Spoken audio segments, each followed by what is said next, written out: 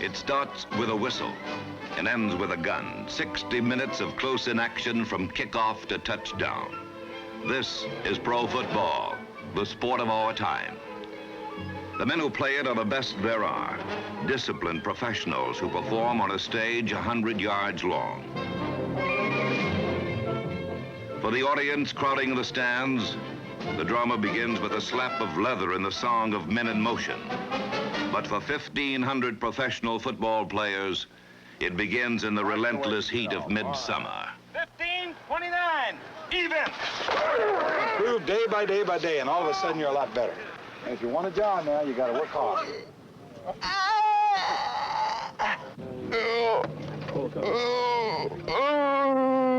Set! Take him out. Keep him in front. Keep him in front. Snap that back. Snap that back.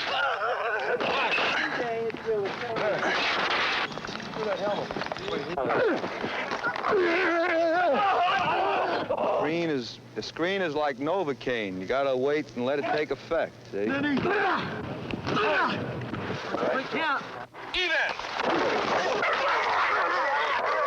See, the teasing is over. That second move, boy, get going back because you release the ball. Green Bay is home team, your visiting team. You call it as it's up in the air. Tail. 11 trained men face to face on the field of play. Each man a specialist, but one man stands above the rest. He occupies the most critical position in the game. He is the quarterback.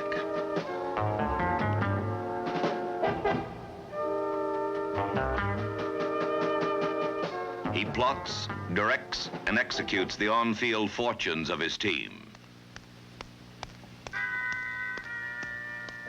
The quarterback lives in a world of pressure. How well he lives with it and reacts to it determines how good he is.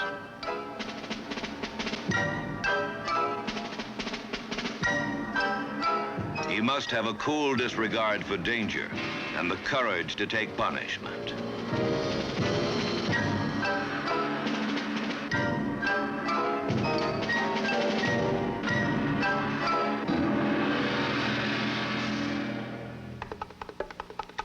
The quarterback has two formidable allies. One is deception.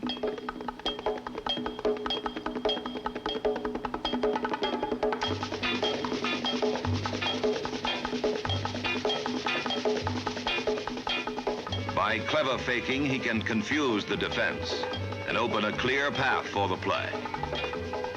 His second ally is the forward pass.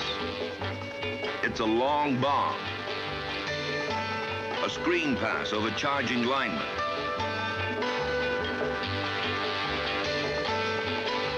A bullet from the midst of a traffic jam. The pass in the hands of a pro quarterback is a bolt of lightning that can strike anywhere, anytime. Each quarterback in the NFL has his own particular style. There's Fran Tarkenton, who seeded the word scramble into the vocabulary of pro football.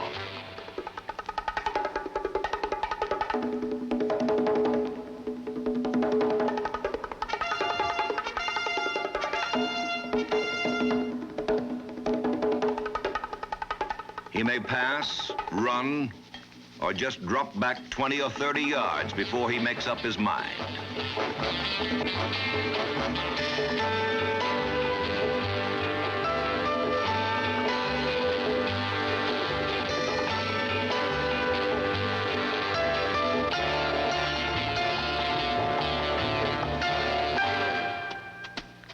Sonny Jurgensen of the Washington Redskins, a whiplash passer whose rifle arm can put the ball anywhere on the field. Jurgensen is considered the finest Redskin quarterback since the Sime Bar era. John Unitas of the Baltimore Colts, a classic quarterback whose timing and control is cool, swift, and precise.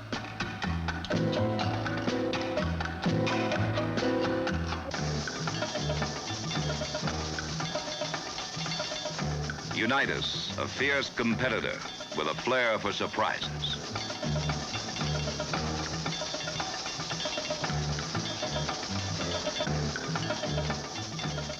Bart Starr of the Green Bay Packers, a careful field general as well as an exponent of the calculated risk. He has guided his team to 4 world championships.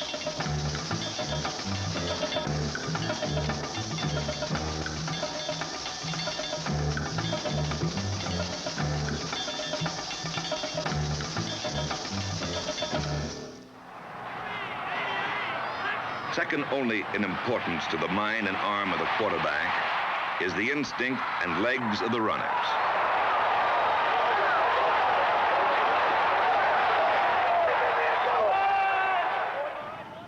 Give me 18 inches of daylight.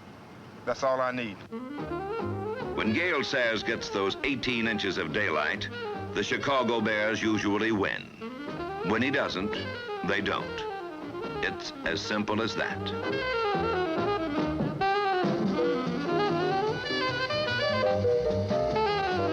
Gale Sayers, the halfback, the whirlwind runner that comes along once in a generation.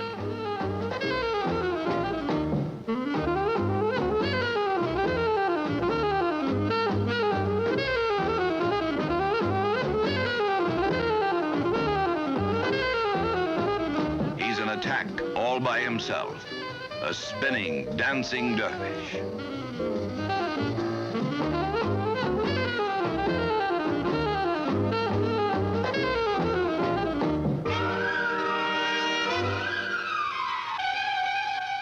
The halfback, the runner with speed and breakaway ability. Every team in the NFL that boasts a balanced attack has a Phantom Flyer in its lineup.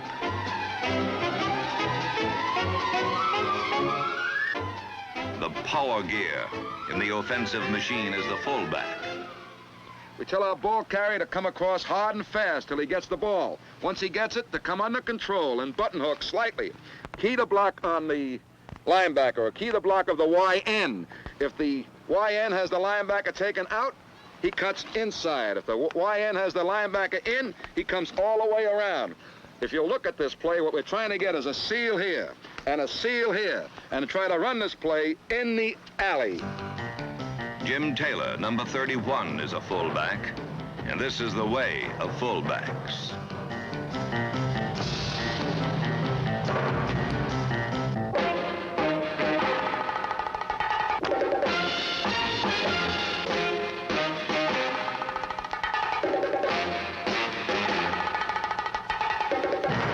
Power is the prime requisite.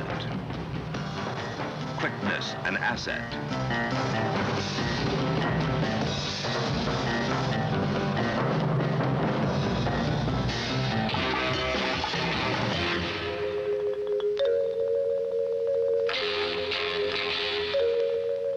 The approach is not subtle.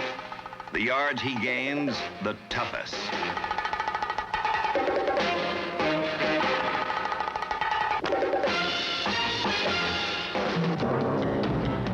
These are the runners, the racehorse halfbacks and locomotive fullbacks.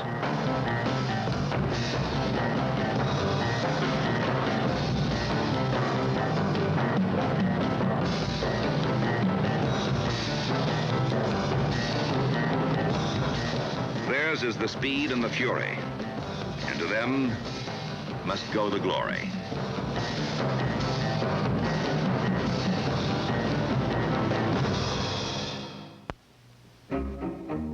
This yard of space is called no man's land. Football games are won or lost by control of this narrow strip of land. The battle for it is a violent one. The hands of combat, the hands of pros.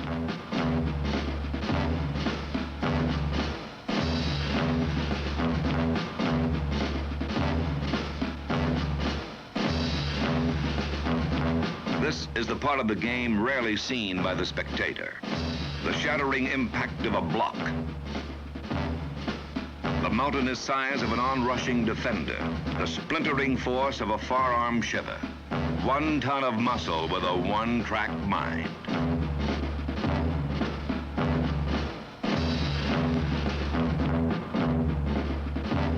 Down in the dirt, the lair of the lineman. This is where the game is played. The fringe of no man's land is patrolled by the linebackers, the search and destroy men of the defense. Number 50, search and destroy. Number 58, search and destroy.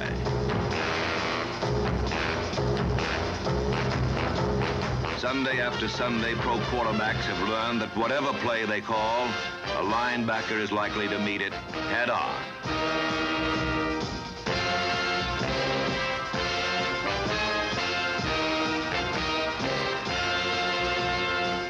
This is the face of the Tiger.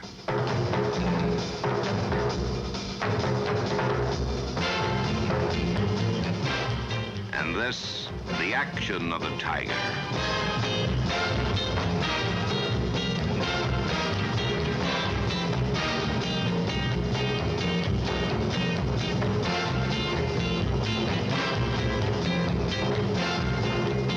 Linebackers provide the defense with enormous flexibility.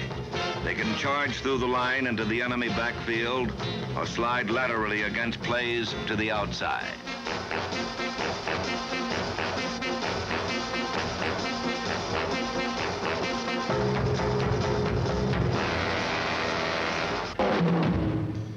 Roving far from the ruck of the scrimmage line is the pass receiver. His range carries him into heavy traffic, or through the shifting dangers of a broken field.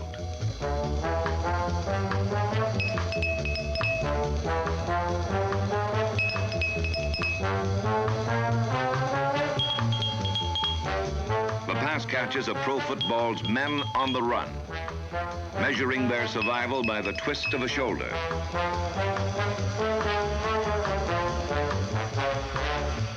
A head fake, the burning speed that cuts them free. The philosophy of successful pass receiving is simple. Be alone when the ball arrives. But with a big tight end like John Mackey, number 88, it doesn't make any difference.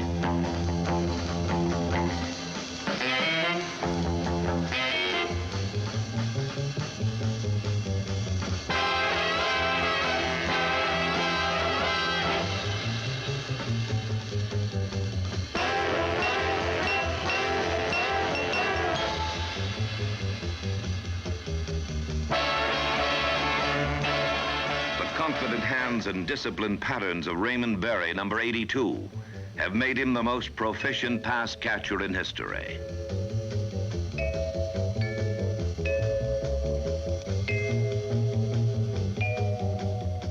The rapport that exists between a gifted passer and his favorite receiver is part instinct, part practice, and part luck.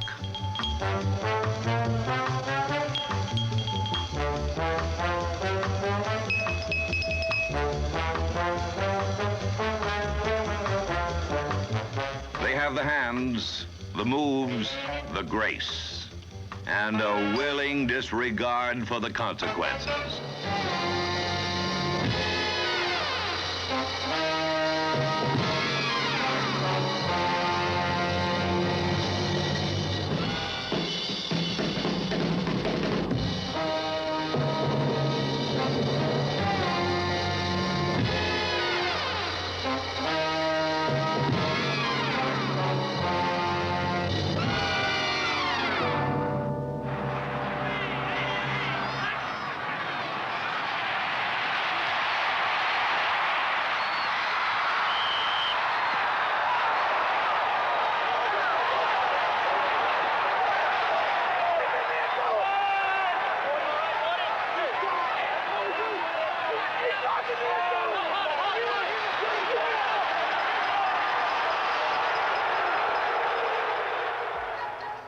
Opposing the receiver is the defensive back.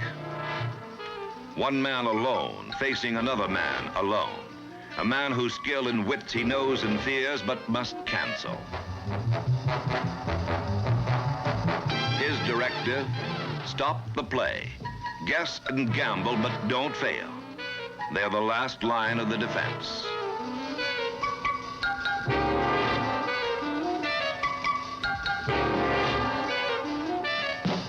They pick up the pieces that the line and linebackers let through.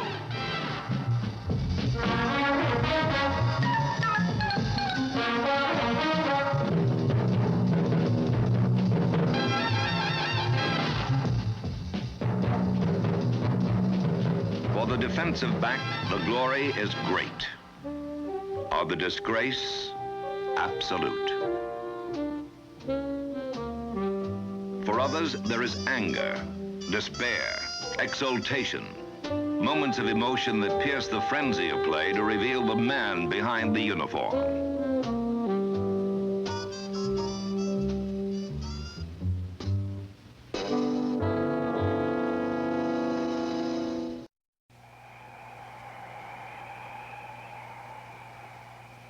So they call it pro football. They play it under the autumn moon, in the heat of a Texas afternoon, in the ice bucket chill of a Wisconsin winter, in the snow, fog, and wind.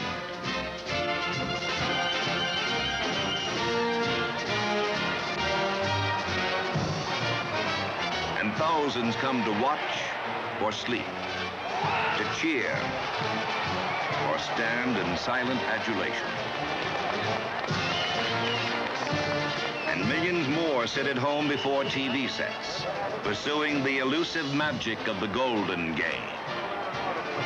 All right, 60 on 4 on the ISO. Very good. Ready, 1-1. If I anticipate a dog and I go round right 83, that's Gary on the quick post. Yeah. Have him do an XV out, quick V out rather than the post. Okay, Don. It'll be still a dog pass, but tell him not to take a half hour to make the V out. Don't take a half hour to make the V out either. That's the official time. Tell him about it. Tell him on the short yardage and go ahead and hit him. And if he stays out, go ahead and run a shoot. If he goes out, if I run up. You think you can key it that fast? Timmy, go in the next play and tell him to remember to the stutter pass, break right. Now, if Shinny comes, block him in. You got it? Hey, listen, tell Mel the next time on that Taylor now, he knows he's going for the turn in for the pick, so he wants to be ready to come across it. Okay. Oh!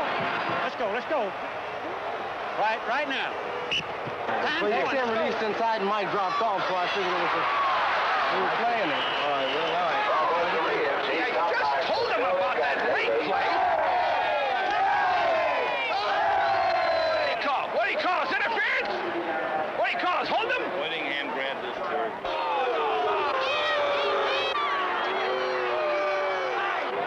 Boy, the gears in that guy's mind didn't mesh for a long time, I'll tell you that. He's got to have more conviction than that.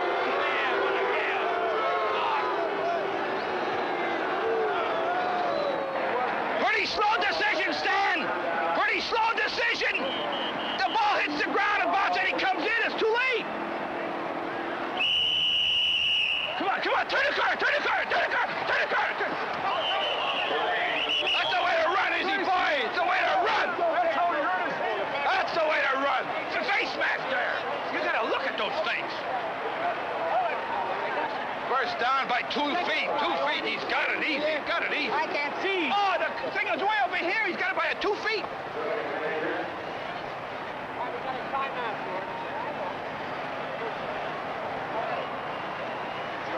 Look at that now. See how your eyes A were? foot. You said 2 feet. All right, well, what's the difference between 8 inches and 2 feet? 8 inches. A call. The ball is snapped and the play continues.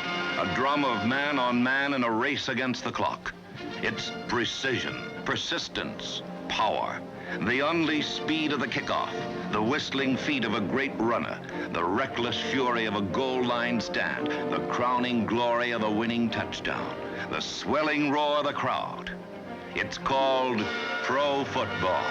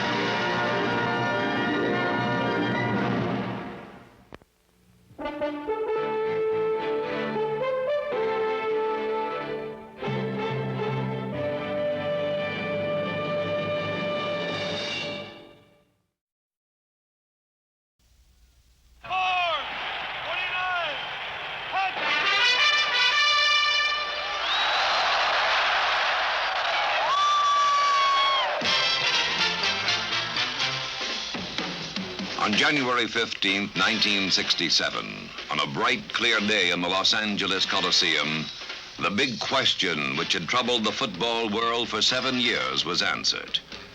For the first time, the Green Bay Packers, champions of the National Football League, played the Kansas City Chiefs, the best team in the American Football League.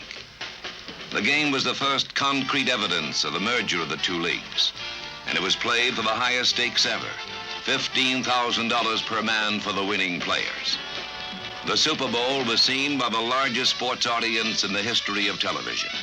65 million people watching the broadcast on 2 networks.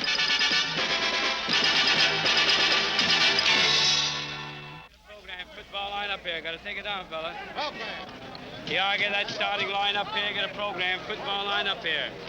Yeah, you line up today's game. This premier spectacle of sport took place in a carnival atmosphere appropriate to the Hollywood setting. Yeah, official program. Line up today, boys. Line up here. Get 'em early, boys. Got to sell out today now. Super Bowl, that's it.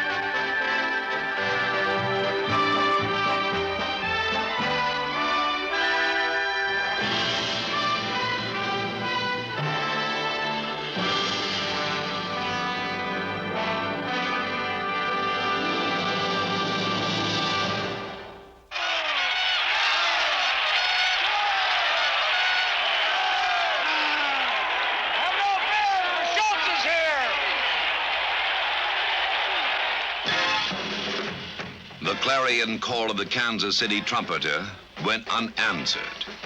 Throughout the entire game, the Kansas City runners were hauled down at the line of scrimmage as the big mobile Green Bay defenders overpowered the blockers. It was established early that the Chiefs could not move the ball consistently on the ground. They were to gain only 72 yards rushing. Most of this yardage was born from desperation, as Len Dawson scrambled to avoid Green Bay tacklers. This, of course, is a sign of weakness, not of strength.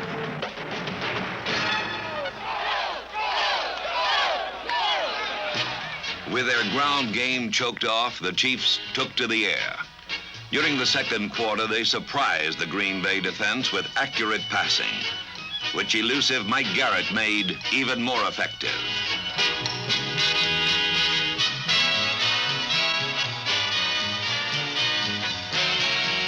The play-action pass was quarterback Len Dawson's most useful weapon.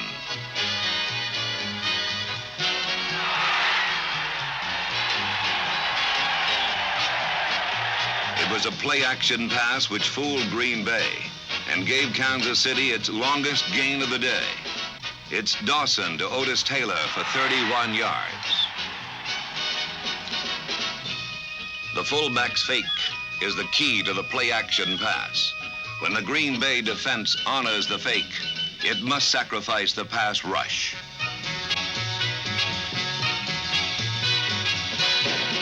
With no pressure on him, Dawson has ample time to find a receiver.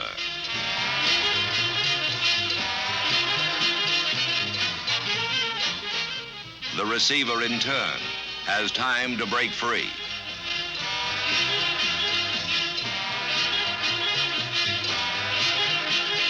Another play-action pass. Dawson to Curtis McClinton gives Kansas City its only touchdown.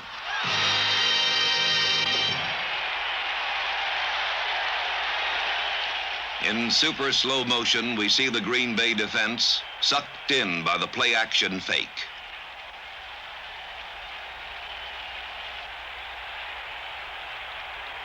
The fake is so convincing that Dawson has his choice of two receivers.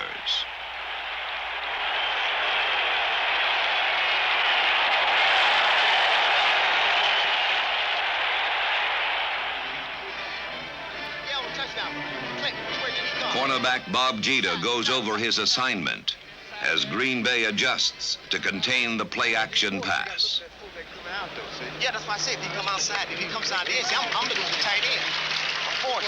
The tight end blocks, I come up. Now, if he came inside, I'm going to lose him, Hugh, every time. I just have to lay back here. Now the Green Bay defense ignores the faking backs to concentrate on Dawson.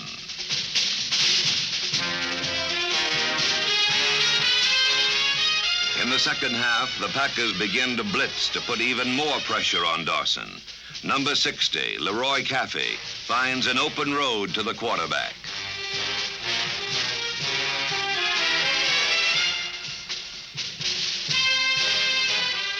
The Green Bay front four is relentless. Dawson learns the hard way what NFL quarterbacks have known for years.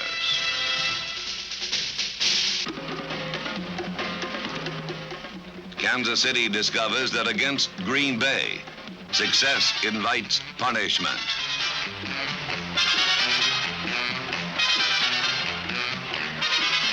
As the pass rush hurries Dawson, the task of the Green Bay defensive backs becomes easier.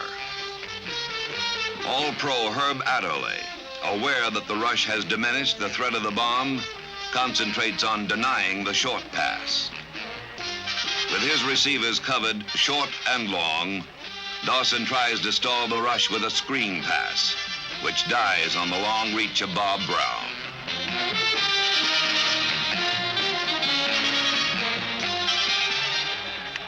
As the Kansas City offense consistently comes up short, frustrated coach Hank Stram ponders an impossible problem. Pro football games are won and lost on third down. For Kansas City, it's now 3rd and 11. This is the play Dawson must make to keep the Chiefs alive.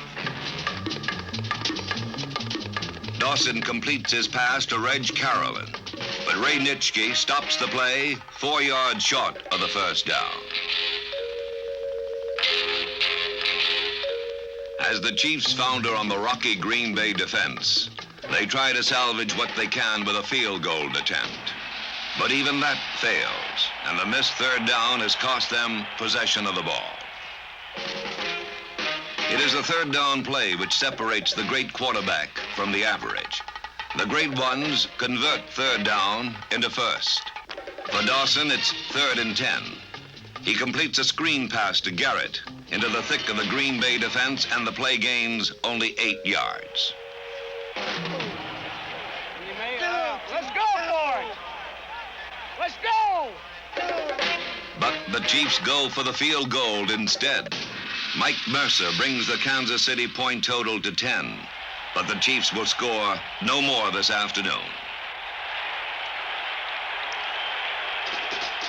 Most third down failures force the team to kick. This third down failure forced the Chiefs out of their game plan into a hopeless game of catch-up. Willie Wood's 50-yard return strikes deep into the Kansas City heartland.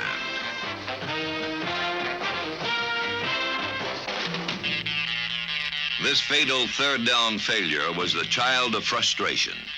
Dawson, under brutal pressure from a Packer blitz, lobs a weak pass over the on-rushing defenders. With nothing on it, the ball flutters into the hands of Wood.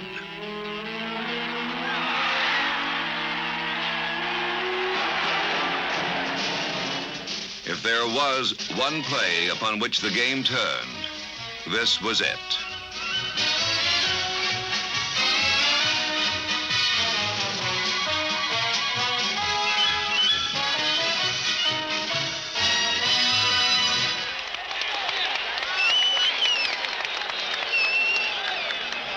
I thought I was going to go all the way on the daggone thing. Did somebody flick a toe or something? Yeah, kind of. Now, somebody came from behind, you know. I was undecided whether to change field or not on that thing. You might have made her going for that corner, but that's what I started to do. Overmatched as a team, some Kansas City players still had their moments. Number 55, E.J. Holub, shows unusual speed for a linebacker as he runs step for step with Jim Taylor to stop a sweep. The left side linebacker, powerful Bobby Bell, demonstrates his strength and agility as he fights off a block to make this tackle.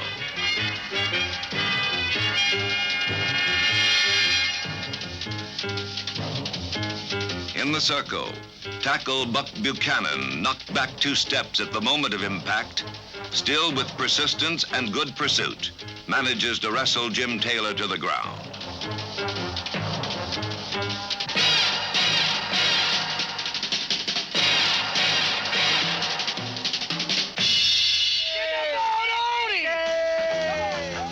Four times in the course of the game, Dawson did throw the ball to Otis Taylor, but it was far from enough. The timing was faulty on Dawson's first 2 passes to Chris Burford, his other top receiver. Both balls were caught dramatically, but out of bounds. However, Burford is a fine end. He caught 4 passes for 67 yards to lead the Kansas City receivers.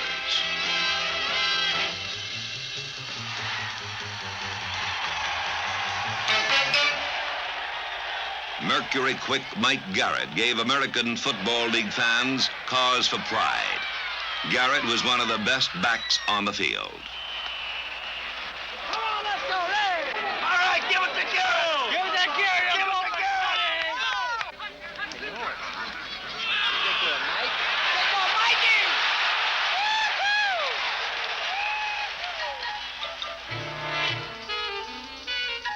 When they did give the ball to Garrett, he brought the fans to their feet with skittering stop-and-go runs through the Green Bay defense.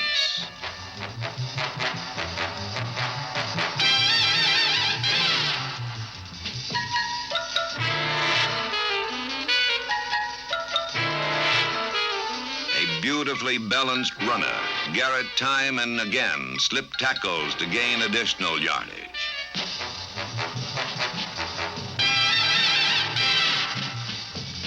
Mike Garrett is a complete player. He blocks.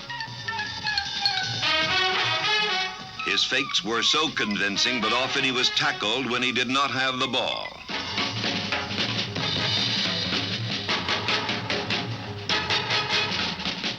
And when his quarterback is in a hole, Garrett lends a helping hand.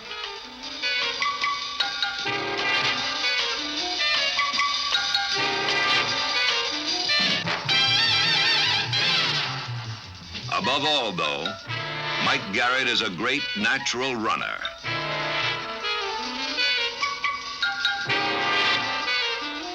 Kansas City did have some stars, but Green Bay was a team of stars.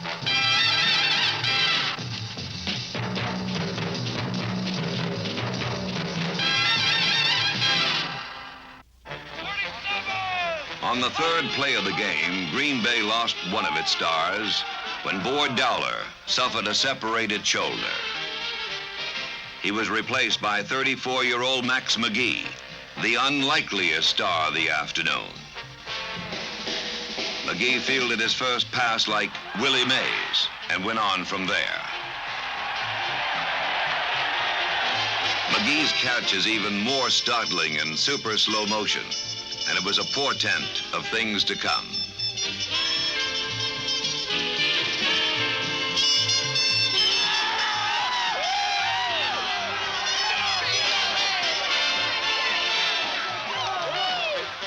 The crafty Green Bay veteran used his 11 years of NFL experience over and over to take advantage of the young Kansas City cornerbacks.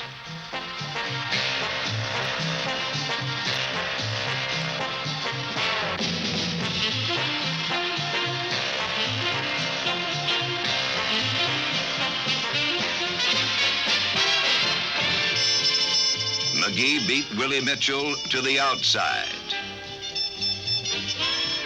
He beat Mitchell to the inside. When the desperate Chiefs resorted to double coverage, McGee beat both defenders.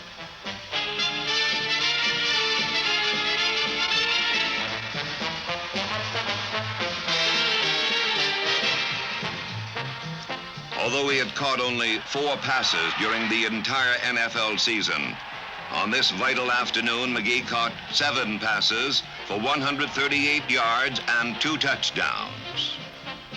He demoralized the Kansas City secondary. What a day, Max. That's the old girl working on that young man. Let it go, Go. Let it go line out. Shake him up, baby, huh? Come on, Magoo. He got down 5 passes all year. It's going to be snip and tuck, and then we're going to run off the lead. Carroll Dale, the Packers' other wide receiver, also found Kansas City's stacked defense an invitation to success.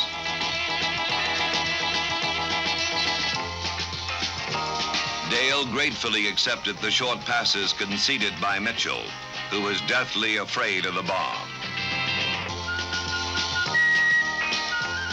Hammered to the earth by Fred Williamson on this play, Dale learned something. Later, he used this hard-won knowledge to sting Williamson.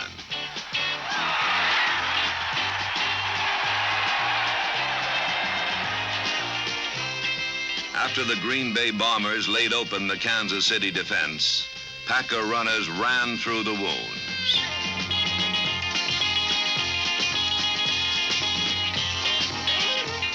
Jim Taylor, behind violent blocking, ripped through the gaps torn in the Kansas City defense.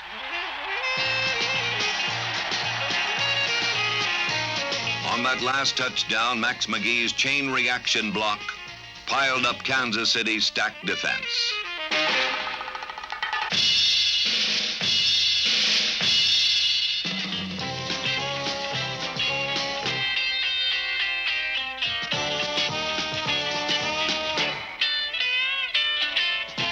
Elijah Pitts also ran to daylight through the Kansas City line.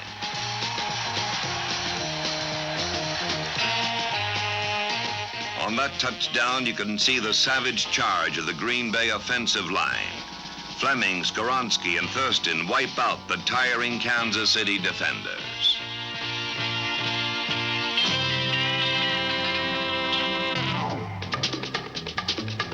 As the game wore on, the Kansas City defensive line folded under the steady pounding of the Green Bay blockers. The holes gaped wider, and the Packer runners dug deep into the soft underbelly of the Chiefs. whiplashed by plays that struck with equal devastation to either side. The Chiefs were helpless to stem the Packer onslaught. Finally, Elijah Pitts applies the coup de grace. Andy? Where's Andy?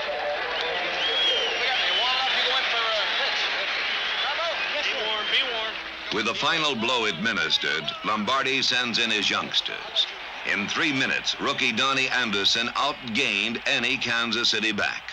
On this play, his powerful stride accidentally lays out Fred Williamson. The hammer.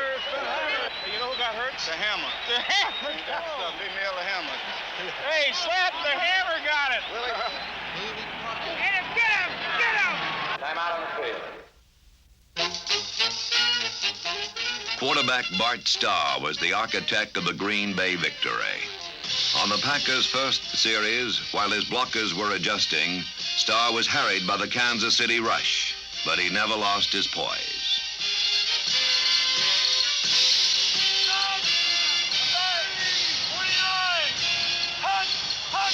Firing into the Kansas City defense with cool precision, Starr first hits Fleming, then mixes his targets expertly.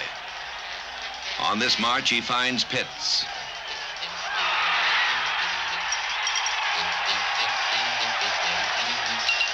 Dale. And finally, McGee for the touchdown. These 4 passes ate up 82 yards. On third and short yardage, Starr likes this daring play. The play-action fake completely fools the Kansas City defense, and Dale is wide open.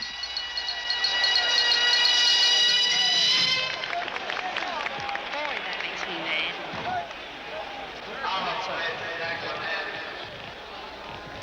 Unruffled when a penalty nullifies the touchdown, Starr proves again why he is the best quarterback in football. Where Kansas City failed on its third down opportunities, Starr never misses. On 3rd and 5, he hits Max McGee for 10. On 3rd and 10, he connects with Dale for 15.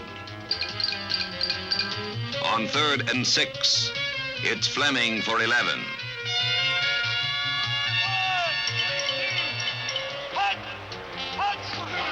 On 3rd and 7, Starr finds his 4th different receiver, Elijah Pitts, for another first down.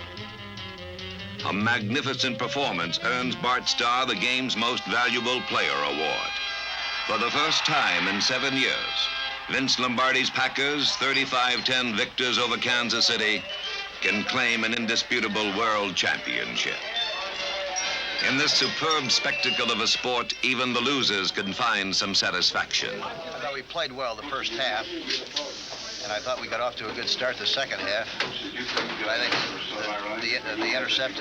the interception on the 3rd and 5 situation seemingly changed the personality of the ball game. Starr, I thought, was just terrific all afternoon at picking up the big 3rd down play. We got to him a couple times. Yeah. We were in a variety of coverages, kept trying to change the picture, but he still pierced the areas and got the ball in there for the necessary yardage. They have good people. We had good people. We didn't play our finest ball game. They played well. I think Max McGee probably had the best football game he's had in the last 10 years. Of course, I don't know what their game plan was, but it's very evident that they were working on our left side. I'm not going to say that just because I saw a new receiver, this was a problem to me. No, because the only thing you have to do is play football anyway, you know.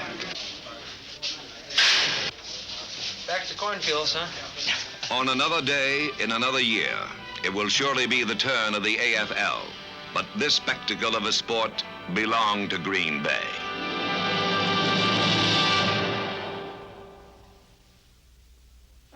Remember to see more National Football League action next week.